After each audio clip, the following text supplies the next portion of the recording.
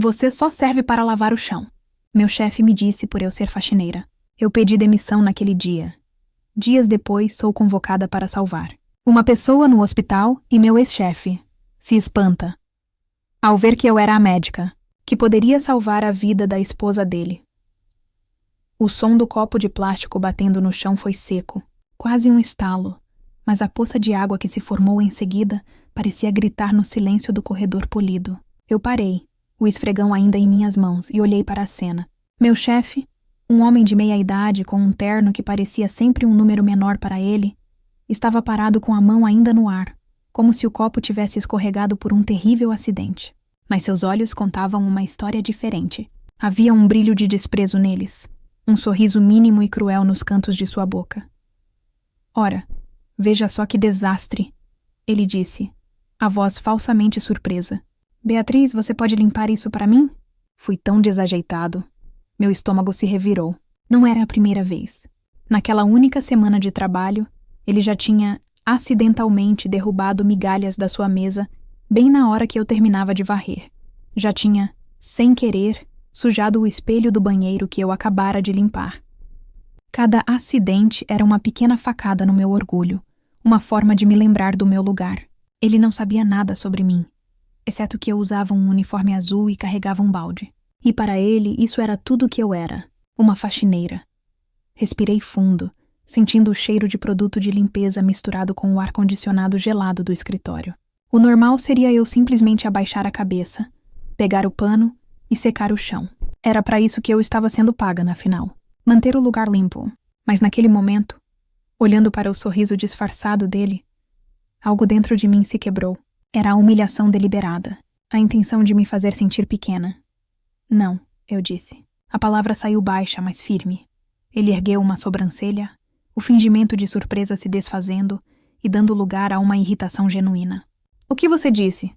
Eu disse não, repeti, levantando o olhar para encará-lo diretamente. O senhor derrubou de propósito. Eu não vou limpar. O rosto dele ficou vermelho.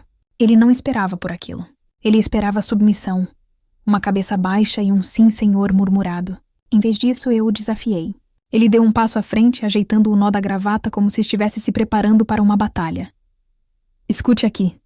Ele cuspiu as palavras, a voz baixa e ameaçadora. Você é paga para limpar o que estiver sujo. E agora aquele chão está sujo. Você só serve para lavar o chão. Agora, faça o seu trabalho. Você só serve para lavar o chão. A frase ecoou na minha mente, batendo contra as paredes do meu coração cansado. Ele não fazia ideia. Não fazia ideia de que aquelas mesmas mãos, que ele agora queria que limpassem sua sujeira deliberada, já tinham passado anos estudando a anatomia humana, já tinham segurado um bisturi com uma precisão que poderia salvar uma vida. Aqueles olhos, que agora o encaravam com desafio, já tinham chorado por noites a fio até secarem. A tristeza que eu mantinha trancada às 7 chaves ameaçou transbordar. Lembrei-me do meu consultório, das paredes brancas, do cheiro de álcool e da gratidão nos olhos dos meus pacientes. Lembrei-me da minha vida antes de tudo desmoronar. A perda do meu pequeno filho. Uma dor tão avassaladora que rasgou minha alma e levou com ela meu casamento, minha carreira, meu propósito. A depressão não foi uma tristeza passageira. Foi um buraco negro que me engoliu inteira. Eu não conseguia levantar da cama. Não conseguia encarar o dia. Fui demitida do hospital onde eu era uma cirurgiã respeitada porque eu simplesmente não conseguia mais funcionar. O luto havia me paralisado. As contas se acumularam. As cartas de cobrança se tornaram uma pilha de vergonha na minha mesinha de centro. Consegui este emprego de faxineira por meio de uma agência, sem perguntas, sem currículo detalhado.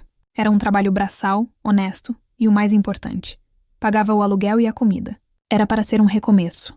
Um pequeno passo para fora da escuridão. Um jeito de provar para mim mesma que eu ainda conseguia fazer alguma coisa. Que eu não estava completamente quebrada. E agora, aquele homem, com seu terno apertado e sua vida aparentemente perfeita, estava tentando me quebrar um pouco mais. Mas ele não sabia que eu já tinha visitado o inferno. A humilhação dele era uma picada de alfinete perto da dor que eu já havia suportado. Não, eu disse pela 3ª vez, minha voz soando mais forte do que eu me sentia. Eu não vou limpar. Puxei as luvas de borracha das minhas mãos e as joguei dentro do balde. Eu me demito. Ele ficou boquiaberto, pego de surpresa. Provavelmente ninguém nunca havia se demitido daquele jeito na frente dele. Ele abriu a boca para dizer algo. Talvez para gritar que eu não podia me demitir porque ele já estava me demitindo. Mas eu não dei a ele a chance. Virei as costas e caminhei pelo corredor, meus passos ecoando no piso brilhante. Não olhei para trás. Ao pegar minhas poucas coisas no pequeno armário dos funcionários, uma garrafa de água e um livro de bolso, minhas mãos tremiam. Não de medo, mas de uma mistura de raiva e alívio. Na rua, o sol da tarde bateu no meu rosto e eu me senti completamente perdida. Aquele emprego era pouco, mas era tudo o que eu tinha. O que eu faria agora? A ideia de voltar para o meu apartamento pequeno e silencioso, para a pilha de contas, era assustadora. Por um momento, o desespero ameaçou me engolir de novo. Aquela sensação familiar de estar afundando. Mas então a imagem do rosto dele, do copo de água no chão, voltou à minha mente. E a tristeza deu lugar a uma faísca de determinação. Ele não iria me vencer. Aquela humilhação não seria o fim da minha história. Seria um novo começo. A caminhada para casa pareceu durar uma eternidade. Cada passo nas calçadas rachadas da cidade era pesado, como se eu estivesse arrastando correntes. A adrenalina da confrontação com meu ex-chefe se dissipou, deixando para trás um vazio gelado de incerteza. Cheguei ao meu pequeno apartamento, um lugar que era mais um refúgio do que um lar, e o silêncio me acolheu como um velho amigo indesejado. Joguei as chaves na mesinha e me sentei no sofá, o tecido já gasto afundando sob o meu peso. Olhei ao redor. As paredes nuas, a cozinha minúscula, a única janela que dava para um pátio de tijolos. Este lugar, que antes representava minha independência e minha luta para me reerguer, agora parecia uma prisão. Os primeiros dias foram os piores. A liberdade recém-adquirida do emprego tóxico rapidamente se transformou no pânico do desemprego. O dinheiro que eu tinha guardado mal daria para o próximo aluguel. O desespero, aquele monstro que eu lutei tanto para manter adormecido, começou a se mexer dentro de mim. Eu passava horas olhando para o teto, a memória das palavras cruéis dele girando em minha cabeça. Você só serve para lavar o chão. Será que ele estava certo? Será que eu tinha perdido a médica que um dia fui e agora era apenas aquilo? Não, eu me recusei a acreditar nisso. No terceiro dia, eu me levantei com uma nova resolução. Abri meu velho notebook, que demorou uma eternidade para ligar, e comecei a trabalhar no meu currículo. Apaguei a linha que dizia faxineira e olhei para o espaço em branco que se formou. Um buraco de quase 2 anos na minha carreira. Como eu explicaria isso? Como eu convenceria alguém a me dar uma chance depois de tanto tempo afastada? A verdade era muito dolorosa para ser colocada no papel. Parei de trabalhar devido a uma depressão profunda causada pela perda do meu filho e o fim do meu casamento. Ninguém contrataria a tristeza. Ninguém contrataria o luto. Então, eu escrevi a versão mais profissional e asséptica que consegui. Período sabático por motivos pessoais. Era vago, mas era o melhor que eu podia fazer. Com o currículo atualizado, comecei a minha busca. Enviei para dezenas de hospitais, clínicas, laboratórios. Cada enviar era um pequeno ato de fé. Eu lia as descrições das vagas, os requisitos, e sentia uma pontada de nostalgia. Eu me lembrava de como era andar pelos corredores de um hospital, o bip constante dos monitores, a adrenalina de uma emergência, a satisfação profunda de ajudar alguém. Era quem eu era. Era o que eu amava fazer. Os dias se transformaram em semanas. O silêncio do meu telefone era ensurdecedor. Cada e-mail que chegava era um spam ou uma conta. Minha pequena reserva de dinheiro estava secando. Comecei a comer menos, a desligar as luzes para economizar. A esperança que eu havia acendido com tanto esforço começou a vacilar. A fumaça da dúvida enchendo meu apartamento. Talvez eu devesse procurar outro emprego de limpeza. Talvez fosse mais fácil. Mais seguro. Pelo menos pagaria as contas. Eu estava quase cedendo com o site de emprego simples aberto na tela, quando o telefone finalmente tocou. O número era desconhecido. Meu coração deu um salto. Atendi com a mão trêmula. Alô, falo com Beatriz? A voz de uma mulher soou profissional e direta. Sim, é ela, respondi, tentando manter a voz firme. Meu nome é Helena. Sou do Departamento de Recursos Humanos do Hospital Central. Recebemos o seu currículo e gostaríamos de agendar uma entrevista para a vaga de cirurgiã especialista. O senhor diretor do departamento gostaria de falar com você. Teria disponibilidade amanhã às 10 da manhã? Eu quase deixei o telefone cair. O Hospital Central. Era o maior e mais respeitado da região. Um lugar onde eu sonhava em trabalhar antes de tudo acontecer. Parecia um sonho. Uma miragem no meio do meu deserto particular. Sim, claro. Estarei aí. Consegui dizer. a voz embargada pela emoção. Passei o resto do dia e a noite em um estado de nervosismo e euforia. Remexi meu guarda-roupa em busca de algo profissional, encontrando um terninho antigo que ainda servia. Passei a noite lendo artigos médicos, tentando refrescar minha memória, me sentindo uma fraude. E se eles percebessem o quão enferrujada eu estava? E se fizessem a pergunta sobre o meu período sabático? No dia seguinte, cheguei ao hospital com meia hora de antecedência. O prédio era imponente, moderno, cheio de vida. O cheiro familiar de antisséptico me atingiu e, em vez de me intimidar, me confortou. Senti como se estivesse voltando para casa. A entrevista foi com o Dr. Marcos, o chefe de cirurgia. Ele era um homem mais velho, de cabelos grisalhos e olhos que pareciam ver através de você. Ele analisou meu currículo em silêncio por um longo tempo. Você tem uma formação impecável, Beatriz, ele disse finalmente, sem tirar os olhos do papel. As melhores escolas, as melhores residências. Mas então, um buraco. Quase 2 anos. Período sabático por motivos pessoais. Pode me falar um pouco sobre isso? A pergunta que eu mais temia. Respirei fundo. Decidi que a meia-verdade não seria suficiente. Ele merecia mais. Doutor, eu passei por um período extremamente difícil na minha vida pessoal. Tive uma perda que me abalou profundamente e precisei de tempo para me curar, para colocar minha mente e meu coração no lugar. Eu não estaria sendo honesta com meus pacientes ou comigo mesma se tivesse continuado a trabalhar naquele estado. Mas esse tempo passou. Eu me recuperei. A medicina não é apenas minha profissão, é minha vocação. E estou pronta para voltar, mais focada e dedicada do que nunca. Ele me ouviu atentamente, seu rosto impassível. Quando terminei, ele apenas assentiu lentamente. Discutimos alguns casos clínicos. Ele me testou com perguntas técnicas, e eu senti meu cérebro despertar, as velhas conexões se refazendo. A conversa fluiu. Quando saí da sala dele, não sabia o que pensar. A espera foi torturante. 2 dias depois, meu telefone tocou novamente. Era Helena.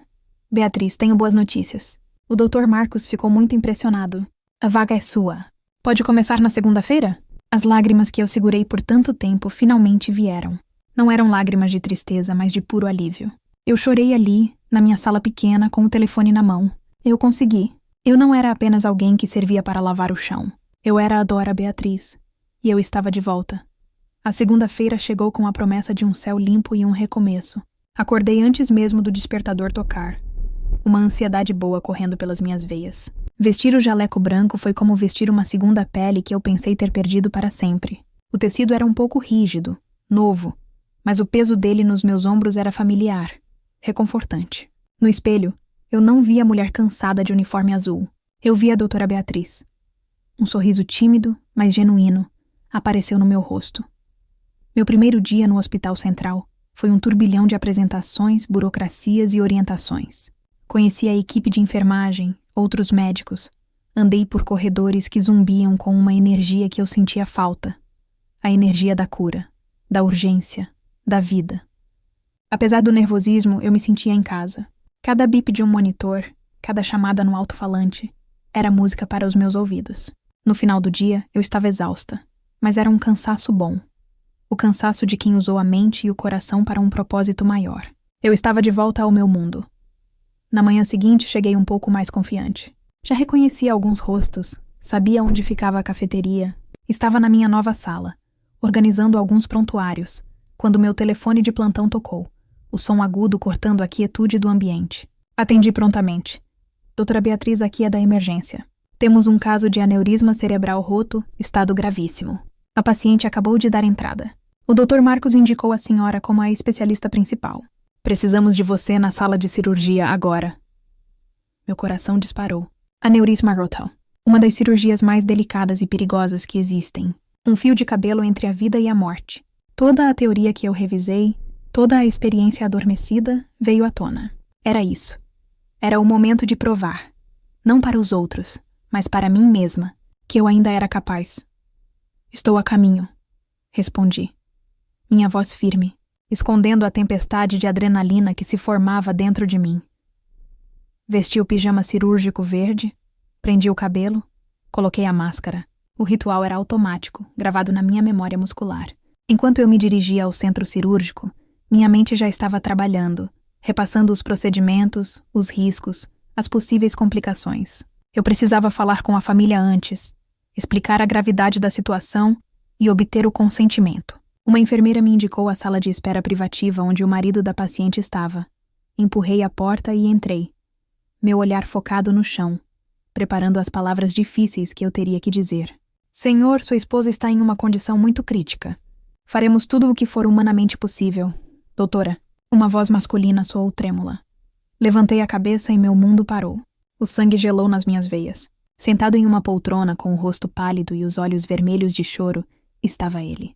Meu ex-chefe. O homem do terno apertado, do copo d'água, da frase que me assombrou por semanas. Por um segundo, o ar me faltou. O cérebro não conseguia processar a cena. Era uma coincidência tão cruel, tão inacreditável, que parecia uma peça do destino. Ele me encarou e vi a confusão em seus olhos. Ele estava olhando para a médica, a especialista, mas algo em seu cérebro lutava para conectar aquela imagem com a da faxineira que ele havia humilhado e demitido. Então, lentamente, o reconhecimento clareou em seu rosto. Vi suas pupilas dilatarem. A boca se abriu ligeiramente em choque. O pouco de cor que ainda havia em seu rosto desapareceu, deixando-o com a aparência de um fantasma. Ele se levantou, cambaleando um pouco. Você... Ele sussurrou, a palavra morrendo em sua garganta. Não pode ser. Eu poderia ter dito tantas coisas naquele momento. Poderia ter sorrido com ironia. Poderia ter dito, o mundo dá voltas, não é? Poderia tê-lo lembrado de suas próprias palavras, perguntando se ele ainda achava que eu só servia para lavar o chão. Mas quando olhei para ele, não vi o chefe arrogante. Vi um homem aterrorizado, quebrado pelo medo de perder a pessoa que amava. E a médica dentro de mim assumiu o controle. Respirei fundo, empurrando para longe toda a minha bagagem pessoal com ele. A vida da esposa dele era a única coisa que importava agora. Boa tarde, eu disse.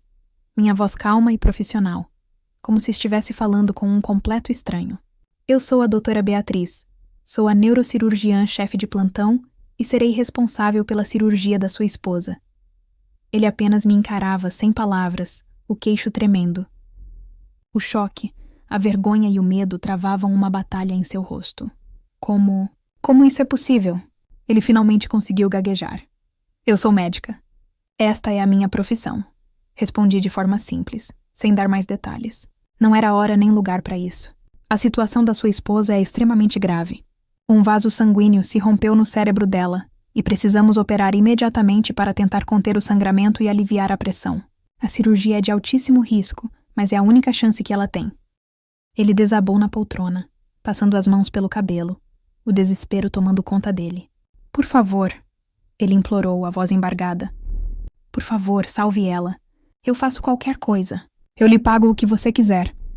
A oferta de dinheiro foi como uma pequena ofensa, mas eu a ignorei. Ele ainda me via através da lente do poder e do status.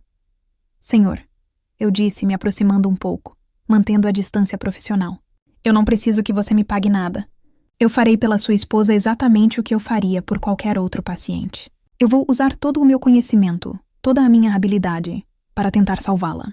Agora preciso que o senhor assine os papéis de consentimento para que possamos levá-la para a sala de cirurgia. Entreguei-lhe a prancheta. As mãos dele tremiam tanto que ele mal conseguia segurar a caneta. Ele rabiscou uma assinatura ilegível e me devolveu a prancheta, os olhos fixos nos meus, cheios de uma mistura de súplica e uma vergonha tão profunda que era quase palpável. Obrigado. Ele murmurou, a voz fraca. Beatrice, me perdoe. Eu apenas assenti com a cabeça, um gesto curto e neutro. Não havia tempo para perdão ou para ressentimentos. Havia uma vida em jogo. Virei-me e saí da sala, deixando-o para trás com seus fantasmas. Ao caminhar pelo corredor em direção à sala de cirurgia, minhas próprias mãos começaram a tremer. Mas quando as luzes fortes do centro cirúrgico brilharam sobre mim, a tremedeira parou. A mente ficou clara. O passado ficou do lado de fora da porta. Ali dentro eu não era a faxineira humilhada. Eu era a médica, e eu tinha um trabalho a fazer. As luzes da sala de cirurgia eram brancas e impiedosas, eliminando todas as sombras. Sob elas, o mundo se resumia à pequena e delicada área exposta do cérebro da minha paciente. O resto do universo, incluindo o homem desesperado esperando no corredor, desapareceu. Havia apenas o bip rítmico do monitor cardíaco, o som suave da sucção e as vozes calmas da minha equipe, respondendo aos meus comandos com uma eficiência silenciosa. Minhas mãos, que antes seguravam um esfregão, agora moviam-se com uma precisão milimétrica, segurando instrumentos finos como agulhas. Cada movimento era calculado, cada decisão era crítica. O tempo parecia se esticar e encolher. Horas se passaram como se fossem minutos. O trabalho era minucioso, uma dança perigosa no limiar da vida. Encontrei o ponto exato do sangramento. Um pequeno rasgo traiçoeiro em uma artéria vital. Com o coração na garganta e a respiração suspensa, coloquei um minúsculo clipe de titânio para fechar a ferida. O sangramento parou. A tensão na sala diminuiu um pouco, como um nó que se afrouxa. Mas ainda não havia acabado. Passamos as horas seguintes garantindo que a pressão no cérebro diminuísse, limpando os danos e preparando tudo para o fechamento. Quando finalmente dei o último ponto, um cansaço profundo, mas satisfatório, se abateu sobre mim. Olhei para o monitor. Os sinais vitais da paciente estavam estáveis. Ela estava viva. Nós conseguimos. Retirei as luvas e a máscara, sentindo o suor frio no meu rosto. A responsabilidade agora era sair e dar a notícia ao marido. Ao caminhar de volta para a sala de espera, minhas pernas pareciam feitas de chumbo. Eu me sentia esgotada, não apenas fisicamente pela longa cirurgia, mas emocionalmente pela carga surreal daquele dia. Ele estava exatamente no mesmo lugar, encolhido na poltrona, mas se levantou num salto assim que me viu. Seu rosto era uma máscara de medo e expectativa. Ele não disse nada, apenas me encarou, os olhos implorando por boas notícias. A cirurgia terminou. Comecei. A voz um pouco rouca. Foi um procedimento muito complexo, mas conseguimos controlar o sangramento e estabilizar a condição dela. Ela sobreviveu à operação. Um som estranho, um soluço engasgado escapou da garganta dele. As pernas fraquejaram e ele se apoiou na parede para não cair. As lágrimas que ele vinha segurando jorraram de seus olhos sem controle. Ele cobriu o rosto com as mãos e chorou. Não um choro silencioso, mas soluços altos e profundos de puro alívio. Esperei em silêncio, dando a ele o espaço para processar.